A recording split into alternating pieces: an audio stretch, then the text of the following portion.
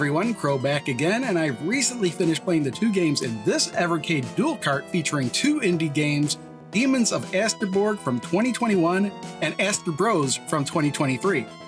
Both games are primarily hack-and-slash platformers developed for the Sega Genesis/Mega Drive by Neofid Studios, and these are the only games they've created as of the making of this video. The Evercade package for this combo cart is the same as it is for all other Evercade carts. The cartridge comes in a clamshell case, a full color manual is included, and that's it. No bonus items included with this one. I played both games on my Evercade VS with my Mayflash F500 arcade stick. So let's start with the game I played first, and that's Demons of Asteborg. The game takes place in the Kingdom of Asteborg, where a war between humans and demons had taken place many years in the past. A witch and a warrior with unknown origins managed to seal the demons in another dimension at the cost of the warrior's life. However, the leader of the demons had managed to escape to plan his revenge. Sometime afterward, a child was born to the witch, but she was mysteriously murdered a short time later. The child was taken in by the chief of the royal guard and was treated as his own son, receiving intensive training and becoming a powerful warrior in his own right. The game then begins 30 years after the war, where the leader of the demons has figured a way to open a portal to free the demons that were once sealed away. And you take control of Gareth, the son of the witch who was raised by the chief of the royal guard. Now, that's a fairly detailed backstory, but it's actually pretty necessary as there's story progression in this game as you play through it. As for the gameplay, you'll play one level at a time in a very linear fashion. You'll have a button to jump and one to swing your sword and one to use magic, if you have magic to use. Those buttons in combination with the D-pad will allow you to perform some other useful moves, like attacking downward from the air, doing a wall jump, and doing a roll, which is actually really useful because it makes you invincible while you're rolling.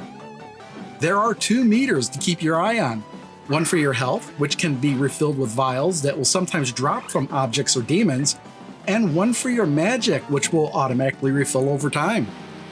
Occasionally you'll be able to pick up a lightning bolt, which will allow you to have the ability to perform, I guess, a super magic attack, which can be performed by pressing down and the magic button. There's also gold, or some sort of currency at least, that can be collected throughout the game, and this is good for the shop that you'll visit in between each level that has a few items for purchase that can increase your combo, increase your health, be able to see the health of the demons, unlocking an ability, increasing your magic meter, or adding extra lives. Now, you don't start with magic right away, but you'll gain a magical ability in each level, and you'll usually need to use that ability to complete the level. In the first level, you'll get a magic spear, then you'll get a barrier spell, then a flamethrower, then a light feet spell, then a shockwave spell, and then there's this soul capture spell, which is interesting because you can control some of the demons yourself. And then there's like 3 more after that, and I'm actually holding back from showing anything late in the game, and I'll explain why in a bit. But you may be thinking, wow, you get a lot of different magic in this game. How do I manage it all? Well, the answer is you don't. You see, the magic you collect is only good for that level. When you start the next level, you don't have it anymore. And that's probably my biggest disappointment with the game. I can't really think of another game where your character gets a new ability and then in the next level it's just gone without explanation. I mean, more than likely it's because each stage was built around your character having a certain power, but they didn't want any other powers to interfere with you beating the level the way they intended. But playing through the game, it kind of sucks to be given a new ability and then 5 or 10 minutes later, you just don't have it anymore. The other thing I could nitpick on with this game is that sometimes your attacks and movements don't feel that responsive, and I think it's because you're not really able to cancel out of attacks or certain animations.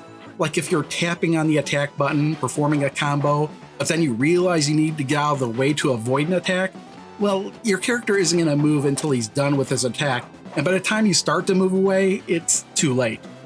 But these are kind of minor issues, and ultimately I really enjoyed playing through this game. It's actually pretty long for this type of game, and I was actually surprised at how engaging the story was as I played through it. And that's the reason I don't really want to show anything late in the game, because there's a twist or two in here that could be spoiled just by seeing those levels. There was a good variety in the bosses as well. None of them were similar, and each one usually required you to figure out some sort of strategy to defeat, usually with whatever magic you happen to pick up in that level. It's definitely a great game, though it does have a flaw here and there, so I'll give this a 9 out of 10.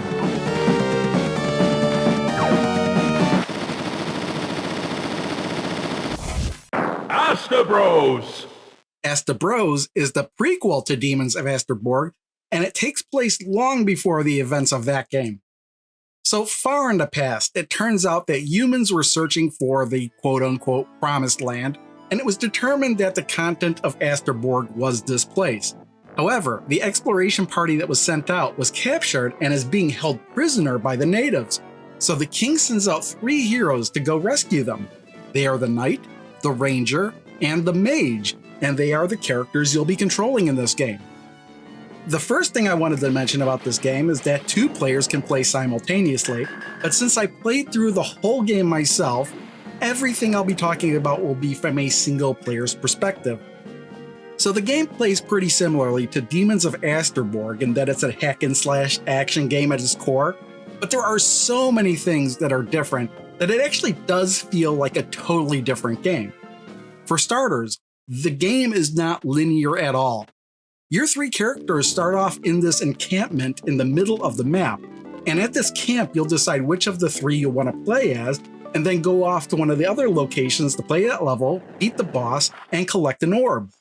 Most levels can have 2 orbs to collect from 2 different bosses, requiring each level to be played through twice in order to collect all the orbs.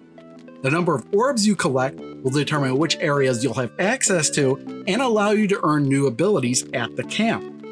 Now, as I mentioned, the 3 characters you can choose from are the knight, the ranger, and the mage, and while they all pretty much control the same, they each use different weapons and have their own abilities as well. As in the first game, there's a button for jumping and one for attacking. But this time, the 3rd button is for dashing, and just like rolling in the first game, it provides a brief window of invincibility. All of the characters can lay a bomb if you have one by holding down and the dash button, but each character has a different ability when pushing up and dash. The knight will perform a counter, the ranger will summon an animal if you have pet food, and the mage will gain unlimited MP if you have a magic scroll. And I didn't even think about doing this once in the game, so I don't have any footage of that. As you play through the game, you'll collect keys which can unlock doors to a variety of special rooms. But what I want to mention in particular are the jail cells which hold prisoners, because once you free them, you can meet them back at the camp and they can offer services to you. And these include the merchant that will sell you items, the oracle that can let you choose your destiny, a musician which will play songs you found while exploring, and a blacksmith that can forge you new weapons if you have the blueprints and required items. So the first thing I notice is that the game control is way more snappy and responsive than Demons of Asteborg. And the addition of the dash button to me makes this an incredibly fun game to play. But because the game is less linear now, there's not much of a story going on while you're playing. And you know what? I'm fine with that. But the main problem I have with this game is how it handles your weapons, your equipment, and your inventory. So to start with, as you're playing, you'll encounter these modifier cards you can pick up, and they'll do things like give you an extra mid-air jump, or deal double damage but also take double damage, or give you health as you defeat monsters.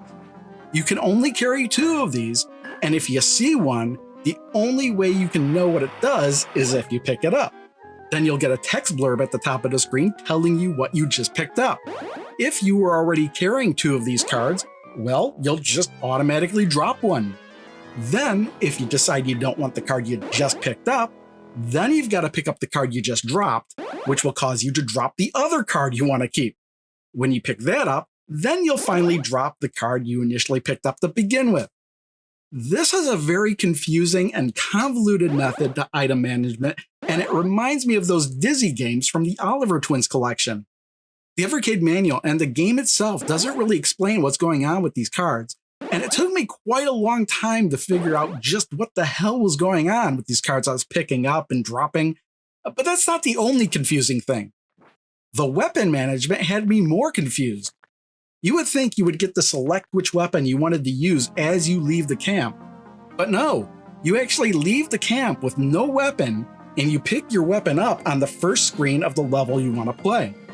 It's sitting there on a pedestal waiting for you to pick it up, and it'll cycle between two options, and you'll have to read the text at the top of the screen for details on what that weapon is. But things get even stranger once you get the blacksmith and actually create some new weapons. Because what's the one thing you want to do when you get a new weapon in a video game?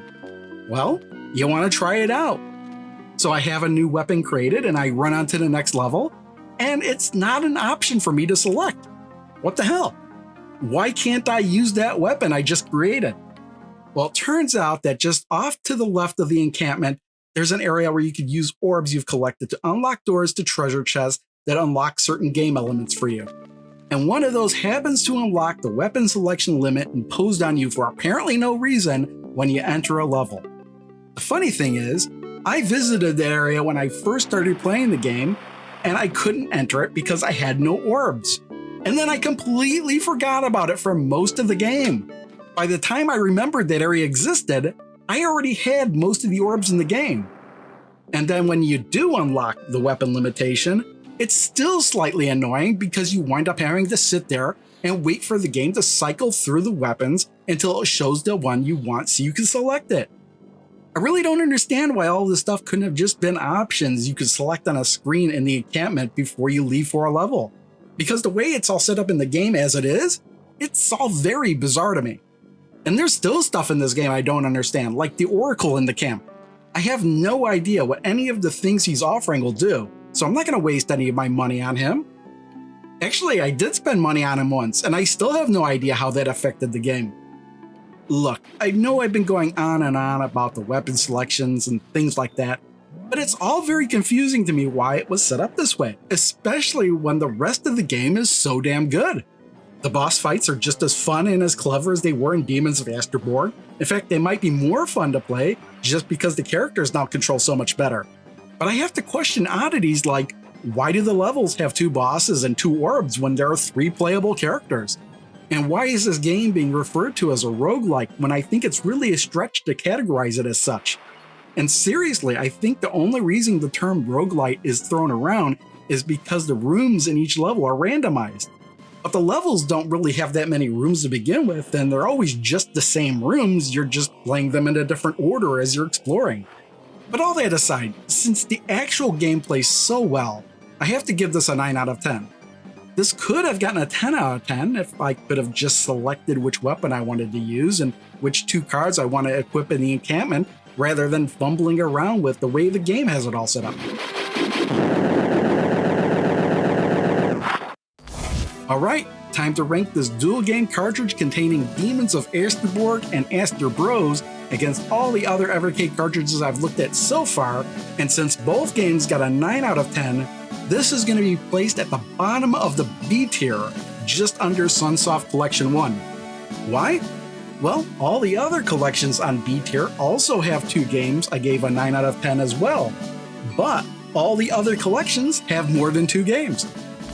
Alright, that's going to wrap it up for Demons of Asteborg and Astebros. Next, I'll be looking at the 13 games in Indie Heroes Collection 3. There are usually some really good games in these collections, so we'll find out which ones those are next time. Till then.